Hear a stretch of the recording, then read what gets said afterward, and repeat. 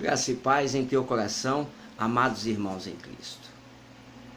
Eu sou o evangelista Ailton Souza e neste momento eu peço passagem em tua casa, em tua vida, para que possa trazer neste momento uma palavra de amor e fé em teu coração.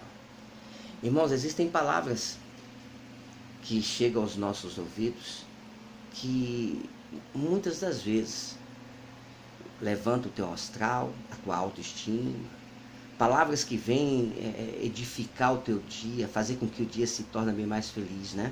Existem palavras tão gostosas de se ouvir, um bom dia, boa tarde, boa noite, Jesus te ama, ou as palavras gostosas de se ouvir, né? Mas assim como existem palavras gostosas de se ouvir, existem palavras amargas. Aquelas palavras que chegam num momento em que você não esperava ouvir, mas às vezes chega para acabar com o seu dia.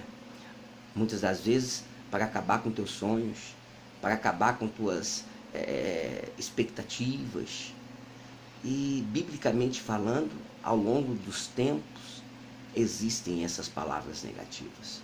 E a palavra de Deus nos traz neste momento, no livro de Números, a partir do capítulo 13, uma passagem muito edificante. Espero que essa palavra venha falar ao teu coração neste momento. Veja bem que o nosso Deus fez uma promessa para o povo de Israel. Fez uma promessa e chamou o profeta Moisés e falou: Moisés, pega todo esse povo e eu vou te mostrar uma terra que emana leite e mel. E essa terra eu vou te dar por herança. É uma terra muito abençoada. Escolha entre as 12 tribos, um de cada tribo, e manda espiar essa terra. Por que Deus fez isso? Deus fez para que aquele povo viesse a ter certeza concreta da bênção que Deus estava preparando para aquele povo.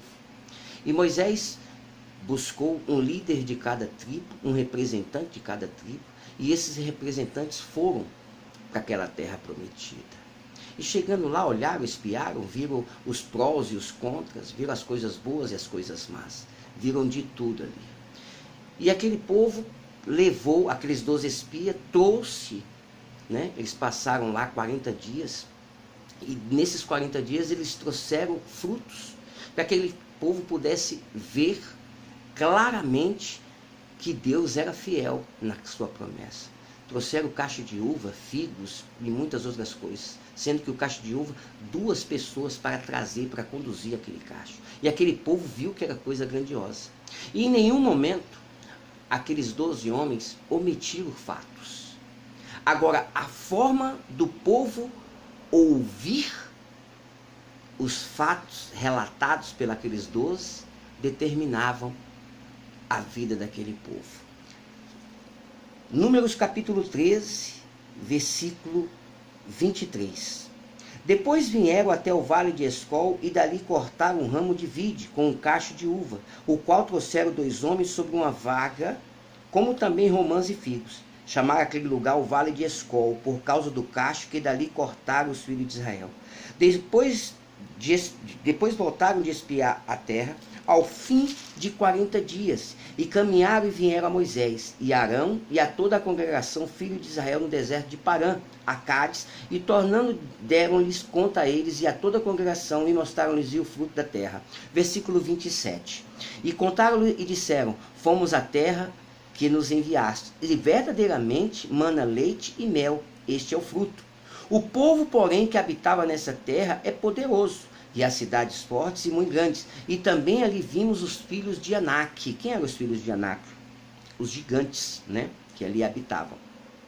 Os amalequitas habitam na terra do sul, e os heteus, e os jebuseus e os amoreus habitam nas montanhas, e os cananeus habitam ao pé do mar e pela ribeira do Jordão. Versículo 30. Veja bem que no versículo 29, Caleb, Josué e todos os outros relataram os problemas que ele tinha. Meus amados, um casamento não é só mar de rosa. Tem seus obstáculos, tem suas dificuldades, tem a compatibilidade de gênero. A mulher tem um gênero, o homem tem outro gênero, né? São pessoas totalmente diferentes que agora passam a viver juntos e que aos poucos vão descobrindo as suas qualidades e os seus defeitos. Assim, quando vêm os filhos, a mesma coisa. Filhos vão querendo conhecer coisas novas, são altamente curiosos, né? E assim vai tendo a sua vivência. Irmãos, em nenhum momento nosso Deus nos omitiu. Todas as vezes que Deus deu bênção para aquele povo, ele também falava das dificuldades. Meu irmão, não existe casamento perfeito, mas existe casamentos sábios. Existem filhos perfeitos? Não, não existem filhos perfeitos, mas existem filhos sábios. Assim também, altas dificuldades que nós temos em nossas vidas. E existem pessoas que exploram este lado. Existem pessoas que olham para o teu casamento e falam, nossa, seu casamento é abençoado. Mas também existem pessoas que falam, ih, seu casamento não vai dar certo não. Seu marido é beberrão, é alcoólatra, não vai dar certo, é melhor se separar. Tem pessoas que olham para os teus filhos e falam, ih, não tem jeito não. Eu vi teus filhos ali, ó, no meio, numa turminha, estava rolando maconha, cocaína, crack, ó, é o fim que teu filho vai ter, ou é na mão da polícia, ou é preso, ou é internado. Irmãos, a partir do momento que nós damos ouvidos ao que dizem, sem antes analisar, sem antes colocar na direção de Deus, muitos sonhos são exterminados por causa disso. Muitas famílias têm sido dizimadas pelas palavras negativas. Muitas pessoas têm sido apagadas os sonhos porque têm dado credibilidade a que muitas das vezes o inimigo fala. Por mais obstáculos e dificuldades que tem em nossas vidas, temos que analisar. Não podemos virar as costas. Não podemos simplesmente falar, não está certo, meu filho não tem jeito mais não, vou esquecer ele, vou jogar ele. Não, que isso? Teus filhos são bênçãos que Deus nos deu. Teu esposo é bênção que Deus te deu. Tua esposa é bênção que Deus te deu. O teu casamento é bênção, sim. O emprego que você tem é bênção de Deus. Mas lá eu estou sendo perseguido, evangelista. Lá tem um patrão, tem um encarregado que me persegue. Deus não falou que ia ser um mar de rosas. Mas não é porque surgiu os obstáculos que você tem que desanimar. Veja bem que este povo começou a criticar. Aquele povo, veja no versículo 30, então Caleb se fez calar o povo perante Moisés e disse, subamos animosamente e possuamo-la em herança, porque certamente prevaleceremos contra ele. Porém, os homens que com ele subiram disseram, não poderemos subir contra aquele povo, porque é mais forte do que nós. Infamaram a terra que tinha espiado perante os filhos de Israel, dizendo, a terra pelo meio do qual passamos a espiar é terra que consome os seus moradores, e todo o povo que vimos no meio dela são homens de grande estatura. Irmãos, aqueles 10 que foram junto com Caleb e Josué, viram de uma outra forma, viram o impossível. Só que esqueceram de ver que a promessa dada àquele povo era o Deus Todo-Poderoso, especialista em coisas impossíveis. Veja que Deus tinha falado para Moisés, vá e espie a terra que emana leite e mel. Deus não falou para ele, vá e espie aquela terra, vê quais os problemas que tem. Não, ele simplesmente falou, emana leite e mel. Falou em primeiro lugar das bênçãos.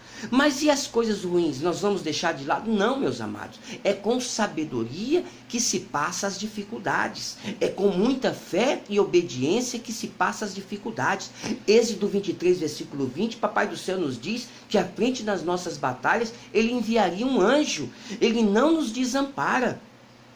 Veja bem que Deus estava a todo instante com aquele povo. Assim também, Deus está a todo instante na tua vida. Deus está a todo instante olhando pelo teu casamento, pelos teus filhos, pelo teu trabalho. Ele não vai te desamparar. No versículo 14, no capítulo 14, versículo 7, olha o que Josué e Caleb relata. E falaram a toda a congregação dos filhos de Israel, dizendo, a terra pelo meio da qual passamos a espiar é terra muito boa. Se o Senhor se agradar de nós, então nos porá nesta terra e nos-la dará, terra que emana leite e mel. Tão somente não sejais rebeldes contra o Senhor, e não temais o povo dessa terra, porquanto são eles nosso pão. Retirou-se deles o seu amparo, e o Senhor é conosco, não temais. Josué e Caleb viu a positividade. Por mais dificuldades que ele tinha, Deus ia ajudar eles a saírem das situações adversas. O mesmo Deus que os livraram da mão de Faraó. O mesmo Deus que os livraram do deserto. O mesmo Deus que fizeram passar o mar vermelho. Você está entendendo, irmão? Se Deus te deu essa esposa, porque Ele te deu bênção. Se Deus te deu esse esposo, porque Ele te deu bênção. Se Deus te deu filhos, porque Ele te deu bênção.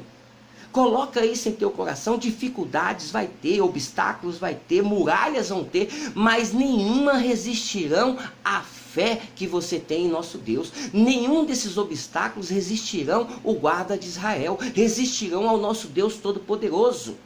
Coloca isso em teu coração.